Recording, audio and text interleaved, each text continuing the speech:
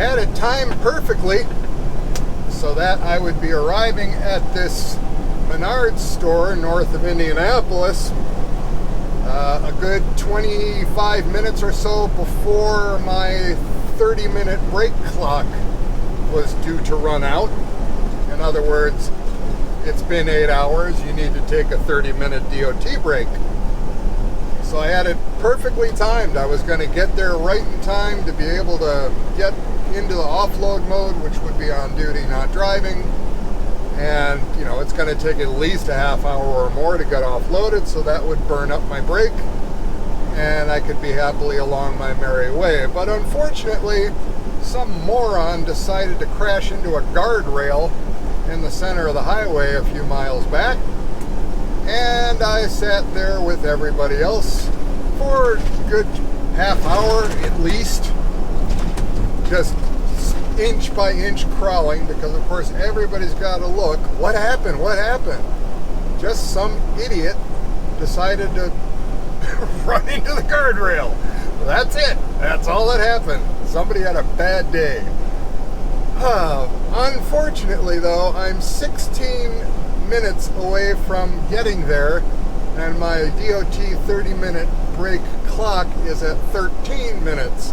So 16 minutes and 13 minutes, I'm 3 minutes shy of being able to make it on time. So I'm now going to have to pull off somewhere in the next 12 minutes and shut down for a half an hour, and then proceed the remaining 4 or 5 miles or whatever the hell to the customer.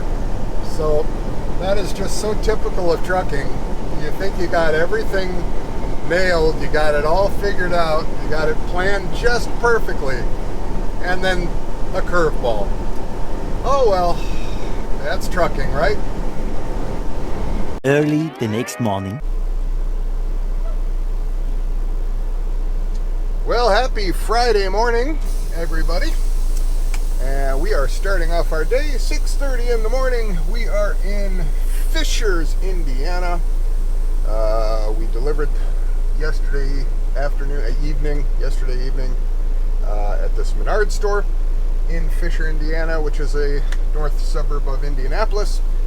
And the folks here were kind enough to let me park in their ginormous parking lot overnight, because I was kind of close on hours. It wasn't critical. I could have probably driven a little farther and found a rest area, truck stop, what have you, on my way down to Vincennes, Indiana, where we're going now to pick up.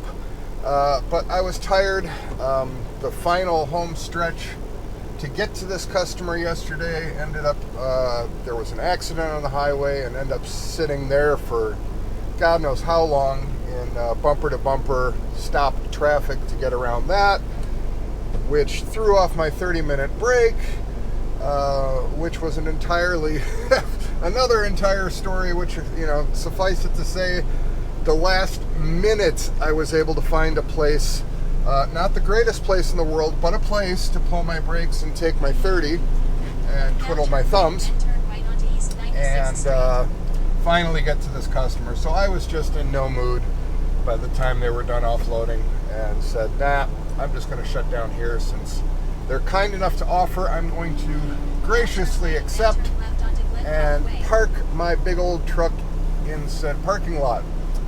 Now to get out of here, because these lots are not designed for trucks, so we got to go on an extreme angle to get out of here without taking out curbs. And we're going to head down I-69 farther south and head down to Vincennes, Indiana. I don't know if I've been there before, but we'll find out. I do have at least a semi-photographic, if not photographic memory, so I instantly recognize places that I've been, even if I can't remember the names or whatever, like streets. I'll always remember where I'm going. If I was there somewhere once, I'll remember just from the visual cues where I need to go. God help me, I can't remember the names of the streets, but I'll remember the streets themselves and how they looked and how all the landmarks looked. But anyway, side topic. We are taking off out of said ginormous parking lot. Thank God for ginormous parking lots. and I'm gonna hit the road and head down to Vincennes. I got the trailer all blown out, and by the way, when I blow out the trailer with the leaf blower, I do go through it and I pick up the bigger chunks of wood and nails and screws and plastic and all of that kind of crap that might be in that trailer. I pick everything up by hand, and then whatever's remaining is basically soil. It's basically dirt. There might be some splinters here and there of wood, but by no means any big chunks. I pick all of that stuff up and I throw it in a garbage bag, and then I just blow the dirt out of the trailer. So I know I've seen people blowing out trailers and they just blow all the trash all over the place. That is not me. I don't do that. I do not like littering, and I consider that to be littering and not cool. You know, it's not cool to dump your shit all over somebody else's property. So, all right, that's my preaching for 6:30 this morning, and we are about to hit the road, and let's go and get it. Man, what a contrast in one state. We're in Indiana, and it just occurred to me as I'm driving. We're well south of Indianapolis now, heading to our pickup in Vincennes. And the countryside here, the landscape, just beautiful. Hello, cows. Oh, the moo-moos are out. Oh, my spirit animals. I love cows. But yeah, what a sharp contrast. The state of Indiana has one of the greatest shitholes in the entire country. That would be Gary, the whole Gary, Indiana area, which by now should just be carpet bombed, leveled, and rebuilt. But hey, I didn't say that. Then you get down here, same state, a few hundred miles south, and it is absolutely spectacular. Just gorgeous country here. So anyway, just another stupid observation while I'm on the road. Wow. I've got a great office view, don't I? Amazing. Absolutely beautiful land here. So much better than sitting in a cubicle. Ha! Woohoo! All right, well, we are at our customer in Vincennes, Indiana. Very small town. And not exactly sure what this company is or what they do or what they make, but we're picking it up and bringing it to Menards, so whatever it is. But I was just walking back to follow the sign where it said pointing to the office, and a guy came out on a forklift as friendly could be and asked who I'm with, where am I going, and all that good stuff. He said, oh, well, just back yourself up onto door 7 and I'll radio them in, let them know you're here, and we'll get you loaded up. I'm like, all right, well, that's cool, thank you. So that was easy. I always appreciate nice folks. Helpful, you know. They see somebody walking around, and the guy stopped what he was doing and came right over. So, gotta love that. Much appreciated, sir. Let's see if I remember how to back up a truck.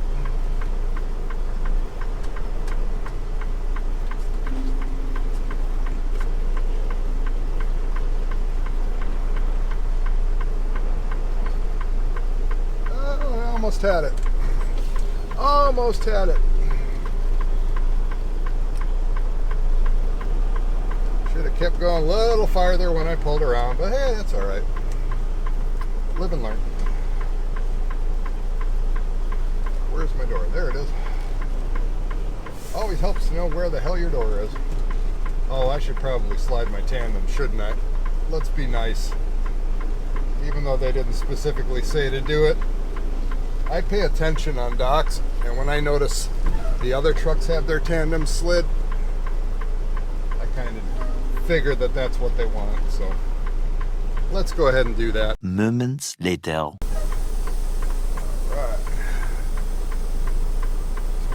slid.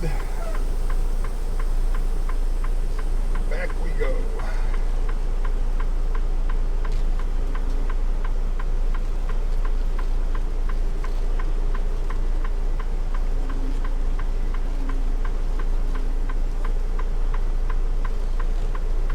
Man, am I way off or what? This is a hard one to read.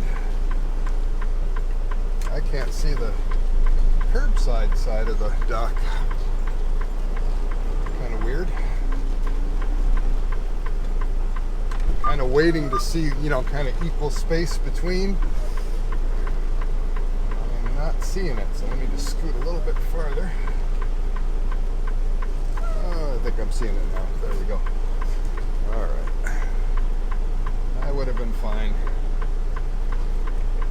But I double check just to make sure. I don't want to be that guy. You know, the guy that the warehouse guy has to come out and say, you're not really on the dock. Could you move over? We don't want to be that guy.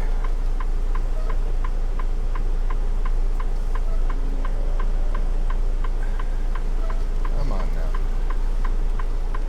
You're back there somewhere. I know you are.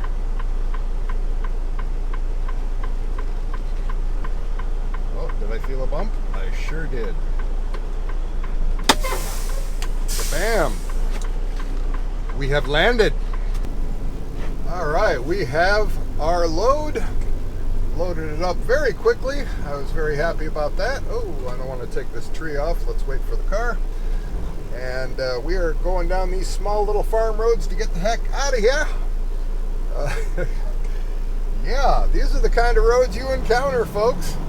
You want to drive a truck, get ready for some country back roads, because you will see them at some point. No shoulder, super narrow, and man, you got to watch what you're doing, because one tiny little miscalculation and either you're tipping over falling off the road, or you're taking out people's garbage cans or mailboxes or God only knows what else. So yeah, it's all part of the fun. It's all part of the excitement. Woohoo! Yes, we are kings of the road. We take shit out. No, I'm just kidding. We don't take shit out. That's frowned upon. All right, how the hell do I get out of here now? We take a left. Yes, yes, we take a left. I have 2 GPSs telling me, hey, idiot, take a left. It was at this moment he knew. He fucked up.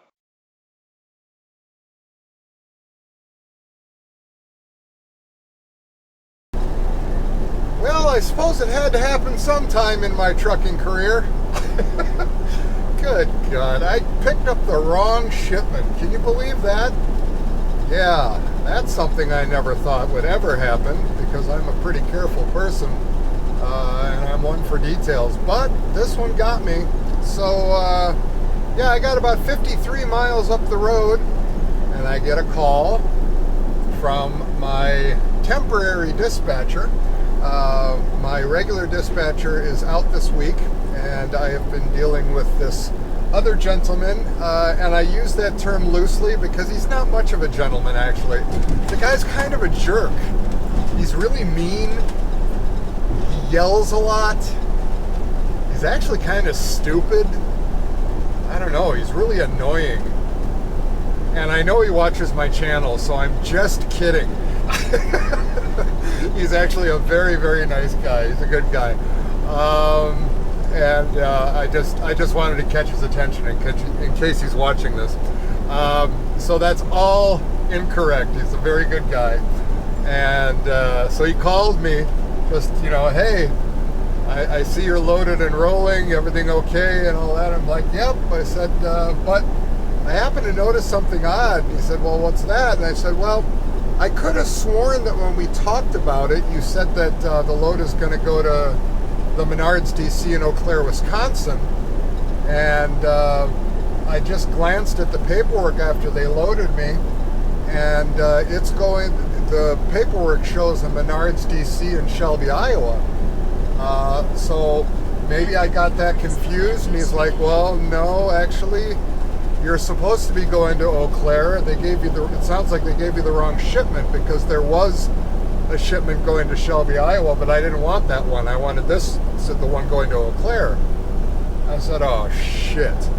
And he goes, well, did you give them the pickup number? And I said, well, you know, when I came in, the guy on the forklift greeted me as soon as I pulled in, and he looked like, you know, kind of one of their supervisors. And the first question he asked me is, what are you here to pick up? And I said, well, I'm here to pick up a load that's going to Wisconsin. He goes, well, who are you picking it up for? I said, it's for Menards in Eau Claire, Wisconsin. And he goes, oh yeah, okay, no problem. And he said, pull up onto, you know, open your doors, back up onto door 7, and I'll radio in and they'll get you loaded. I'm like, oh, okay, great, thank you. You know, and I think I mentioned that on an earlier clip. You know, super nice guy, you know, and it's like, okay, great. You know, I'll do what you said. I'll go back up on the door and blah, blah, blah. So, back up on the door, get loaded. Nice guy comes out on a forklift. I didn't even get out of the truck. And he's like, okay, we got you loaded. He's sitting on his forklift outside of my window. And I said, you're all loaded up, you're all set. And he gave me the bills and he gave me the seal. And I'm like, okay, great. You know, I pull up, seal the trailer, off I go. And then I noticed something. I noticed something on that paperwork that caught my eye. I don't know. So at a red light, I just pulled out my clipboard and I'm looking at it and it goes, and okay, Menards DC, yeah, all right, we're all good. Well, I mean, I should have been doing that when I picked it up, right? But, you know, you get so used to just, you know, when you pull into a place like that and they all seem to know exactly what you're there for, you know, you just, you know, I let it slip. So I just trusted them to know, know what I'm supposed to get, right? So, my bad, right? So they loaded me for Shelby, Iowa, which another trucking company is coming there to pick up. So, long story short, got 53 miles up the road. I'm on the phone with my temporary dispatcher, and he's like, yeah, well, you know, you've got a Love's coming up right up the road. Why don't you just, you know, pull in there and let me make some calls, and we'll see what we're going to do, whether we take this, you know, Iowa load after all, or if, you know, we need to go back or whatever, you know, just sit tight. So I did that. I pulled into Love's. I sat tight, and literally 5-10 minutes later, he called back. It's like, you know, I hate to say it, but we got to go back and they got to switch it around. I'm like, yeah, all right, you know, that's what we'll do. So, so I'm on the way back there now, and they got to offload this trailer with the Iowa stuff and load up the stuff that's supposed to go to Eau Claire. So, wow, yeah, never thought that would happen, but I guess there's a first for everything. So at least, you know, I've got time on my clock. It was only 53 miles away, so, you know, that's 100 miles both ways. So it's costing 100 miles, and I would say, including the loading and all that, 2.5 hours, maybe something like that. But, you know, at least we caught it when we caught it, and could have been worse. So, but hey, that's the way it goes. You know, trucking, just when you think you got it down, you get thrown a curveball. So, anyway, let's go get the right shipment. So we're back at our shipper. Very nice guys back here. And we're getting the things switched around. We're getting the right load. And while I'm here, I asked the guy, hey, do you guys got a washroom I could use? He goes, yeah. He said, walk down to the end. And he goes, the door to the washroom is right behind the big ass fan. I said, oh, okay. So walk back here, and guess what I found? It quite literally is a big ass fan. How's that for a fan? That thing's a beast. Appropriately named.